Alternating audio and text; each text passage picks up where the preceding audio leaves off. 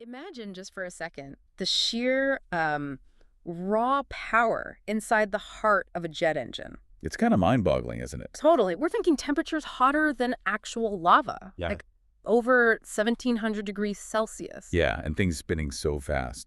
Blade tips faster than bullets. It's wild. And the pressures. Yeah. Incredible. But somehow, inside all that chaos, there's this engineering marvel. It just efficiently turns raw energy into thrust, reliable thrust that gets us everywhere. Precisely. Controlled explosion, really. So today we're diving deep into a really critical part of that engine, the turbine assembly. The powerhouse. Exactly. And look, this isn't just tech talk.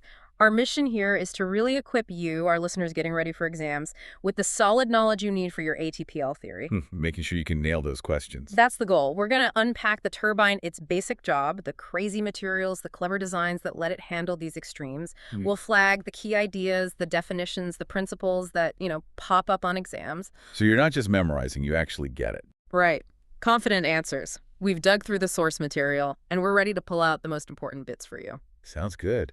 It's fascinating stuff because, well, the turbine is where all the hard work from the compressor and combustor finally gets turned into useful power. Yeah, it's the payoff. And what's neat is how it works against the compressor, in a way. Compressor adds energy, turbine takes it out. Like a mirror image, almost. Kinda, yeah. But they completely depend on each other. Understanding that back and forth is fundamental for ATPL, really. It's how the whole system generates power. Couldn't agree more. It really is the engine room, isn't it? So, let's start basic. For someone to be new to this level of detail, what's the turbine's main job? Its core function, I. The core function and extreme environment of the turbine assembly, A. The turbine's essential role. Energy conversion in reverse. Okay, so at its heart, the turbine's main task is pretty straightforward.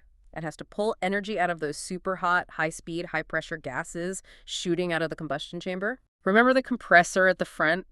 Big fan, squashes the air, adds energy. Yep, increases pressure and temperature. Well, the turbine assembly is basically that whole process thrown into reverse. Yeah. It grabs that energized gas and extracts useful mechanical work from it, drives other stuff. It's the energy converter.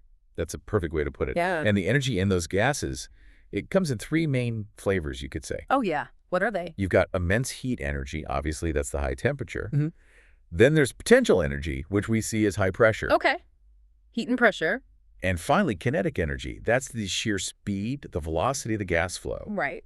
And the genius of the turbine is that it converts all of that heat, pressure, velocity into mechanical rotation. Wow, all three. All three. So as the gas flows through the turbine stages, its temperature drops, its pressure drops, and its overall speed, its kinetic energy, is reduced.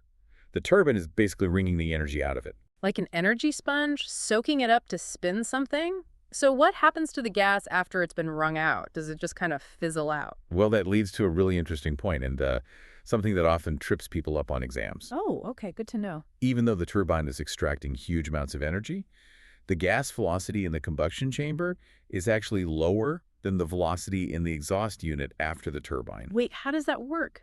If it's losing energy? It seems counterintuitive, right? But it's because of the nozzle guide vanes, the stationary bits, right before the rotating blades. Ah, the NGVs. Exactly. They take a lot of the gas's pressure energy and convert it straight into kinetic energy into speed. They accelerate the gas massively before it hits the spinning blades. I see. So the gas speeds up, does its work on the blades, and then leaves still moving fast, just with less overall energy. Precisely.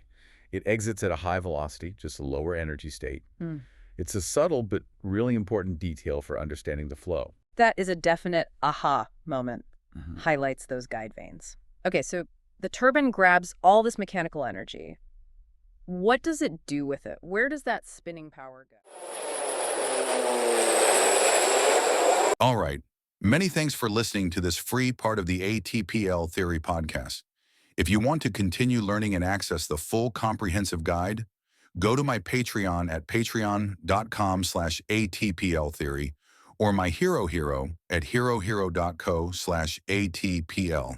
That is patreon.com/ATPLtheory or herohero.co/ATPL. Wishing you all the best.